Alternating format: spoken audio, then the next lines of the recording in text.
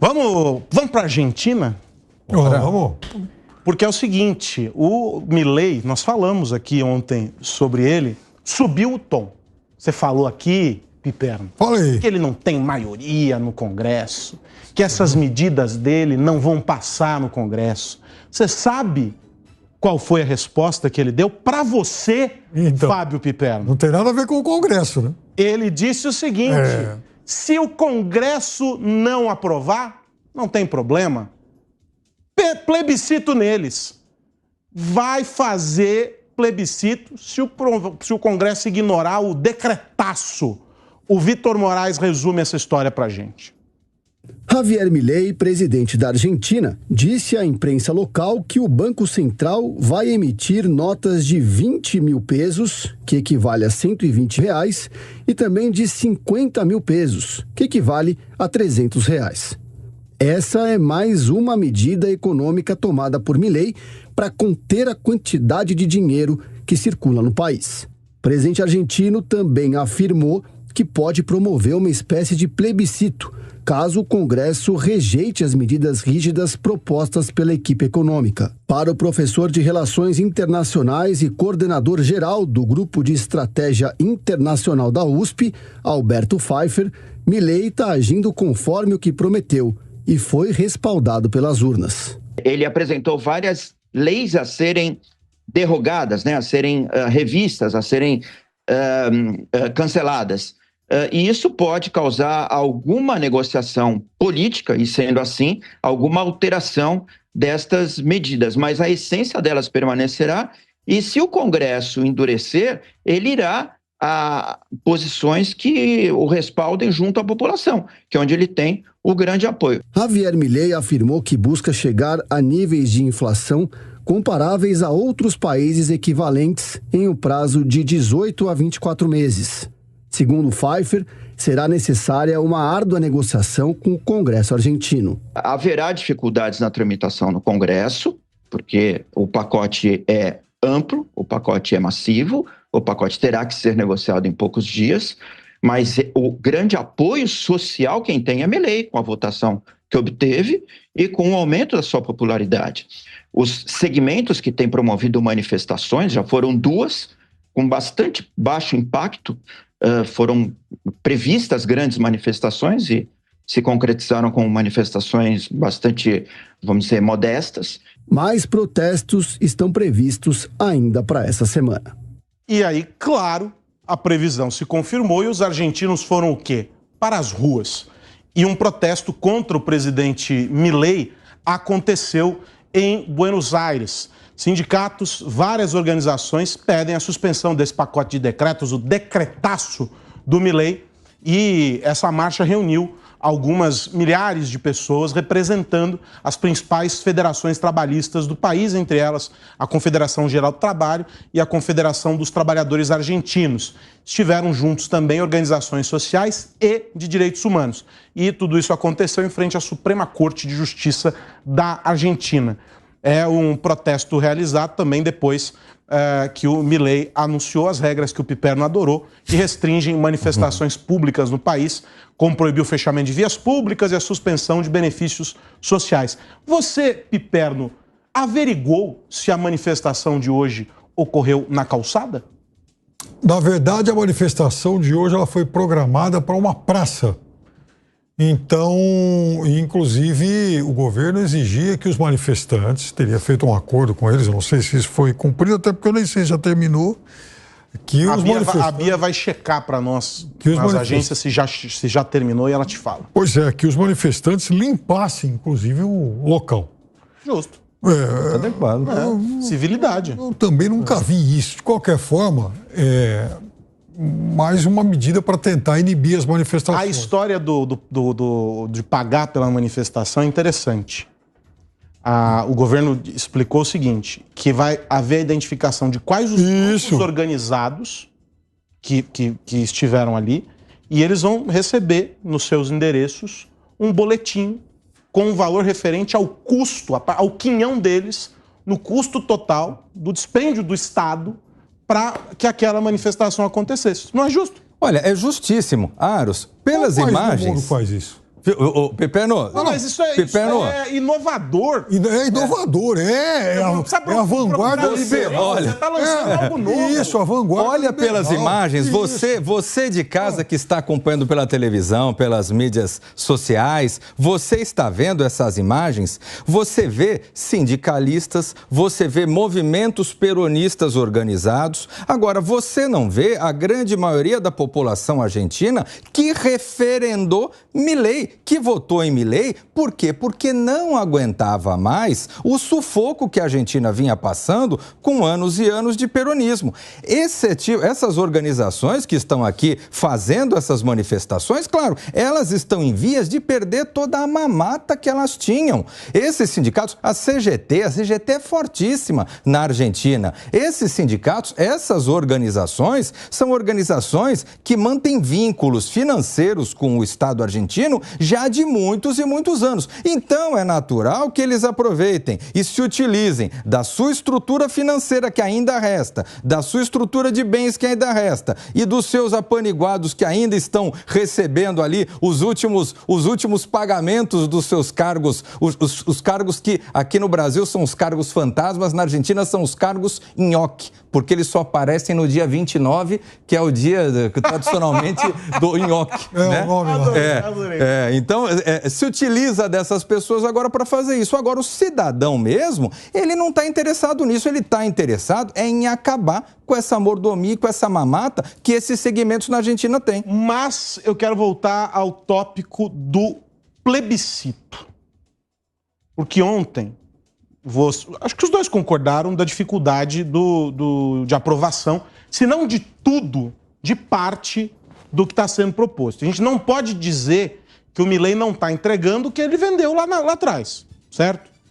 Se não passar no Congresso, convoca plebiscito. Ele não está com a corda toda porque ganhou a eleição? Esse plebiscito não passa, Piperno?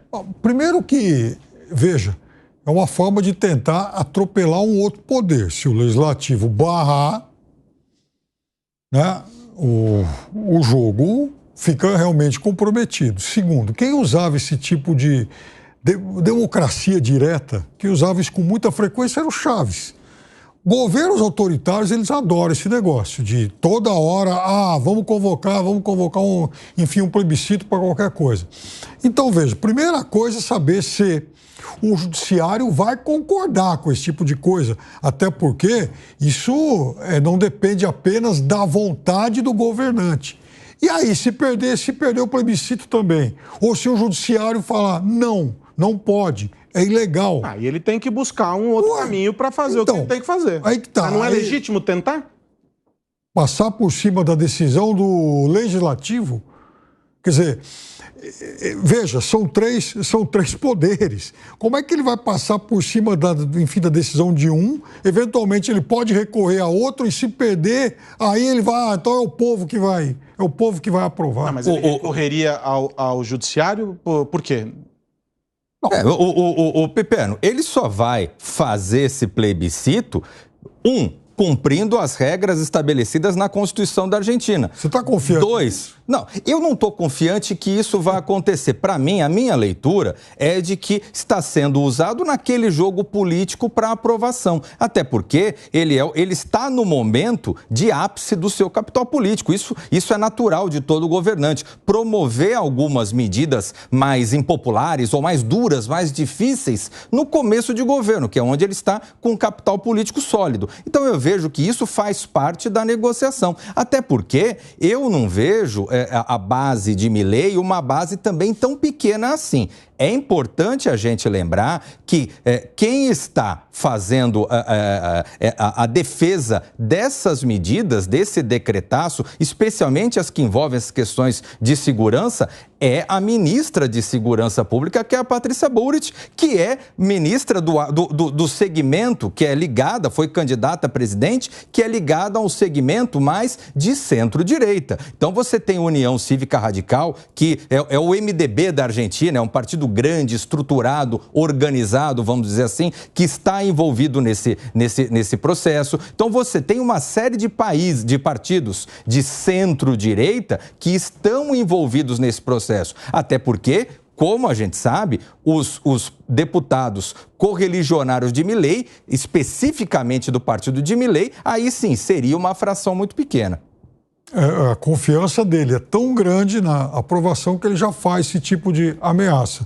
Ou seja, se vocês não aprovarem, eu vou tentar via plebiscito.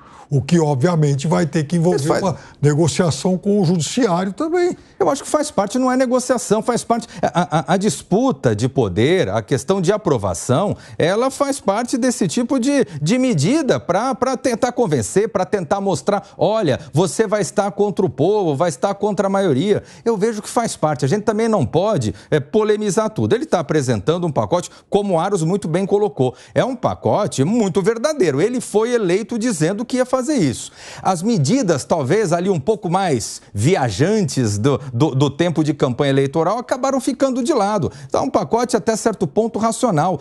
Você vê uma grande influência de Maurício Macri, desses segmentos mais ao centro nesse pacote. Então, é um pacote bastante racional nesse sentido. Agora, vai ser discutido. Um pacotaço como esse, eu não tenho dúvida que muita coisa vai ser aprovado. Agora, vai ter coisa que não vai ser aprovado. Eu acho que ele caminha rapidamente para se tornar um novo Fernando de la Rua. De forma alguma. O Fernando de la Rua, que tentou lá no começo o Corralito, que é uma espécie tinha algum parentesco com o nosso plano Collor daqui, durou pouco e mergulhou a Argentina numa crise institucional a ponto da Argentina, naquele momento, ter tido 5 presidentes em sequência, alguns ficando, inclusive, menos de uma semana. A sua aposta, se isso se confirma, é de que o fundo do poço tem subsolo para a Argentina. Porque já está um negócio terrível. Ele está tentando salvar da bacia das almas a história. Então, naquele momento se dizia mais ou menos a mesma coisa. De la Rua, inclusive, fez com que o país tivesse inflação de mais de 1000%, caiu e, do ponto de vista institucional, ainda ficou pior do que hoje, porque a Argentina teve 5 presidentes em sequência.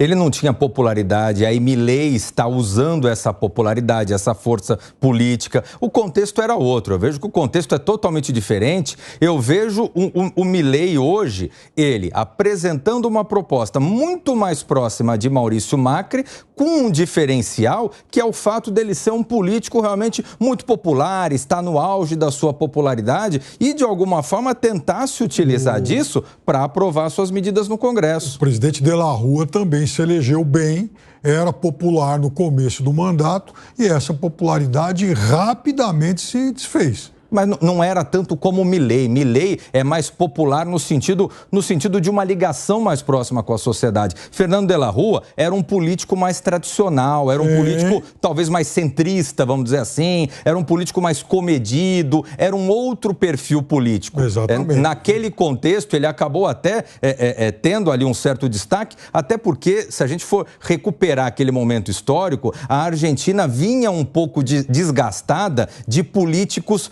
mais populistas, como Carlos Menem, que tinha acabado há pouco tempo de sair do poder. Então, talvez aquele perfil mais centrista naquele momento fosse mais oportuno. Agora, ele nunca foi um político popularzão. Ele sempre foi um político mais de gabinete, vamos assim dizer, diferente de Milei, que tem uma conexão, tal como, se a gente for pegar exemplos brasileiros, o exemplo de Lula e Bolsonaro, que são 2 políticos que têm uma conexão muito direta com o eleitor. E talvez Milei, ele vá mais nessa linha. O Fernando de la Rua, de fato, era um político mais moderado, mas, de qualquer forma, de uma força política tradicional da União Cívica Radical, que foi o partido, inclusive, do Alfonsin, que elegeu o primeiro presidente, depois do golpe e tal. Mas, ou seja, isso tudo para dizer que ele tinha uma base parlamentar. Base que também se desfez por conta do caos que foi o governo dele e da queda rápida dos seus índices de popularidade. Você não dá nem meio dedinho de benefício da dúvida para o Milei? Eu dou uma série de benefícios da dúvida, de dúvida. Inclusive, eu disse aqui ontem que, por mais que a gente possa discordar, o pacote econômico dele é aquele que que fez parte da plataforma de campanha. Ponto. Agora, as medidas de força, as medidas de usar a força do Estado, por exemplo, contra manifestantes, ameaçando cortar benefício de quem se manifestar na rua, isso estava lá também. Agora, esse negócio de, eu vou convocar um plebiscito se o Congresso não aprovar, isso é uma outra coisa, isso é uma outra inovação que ele não disse lá atrás.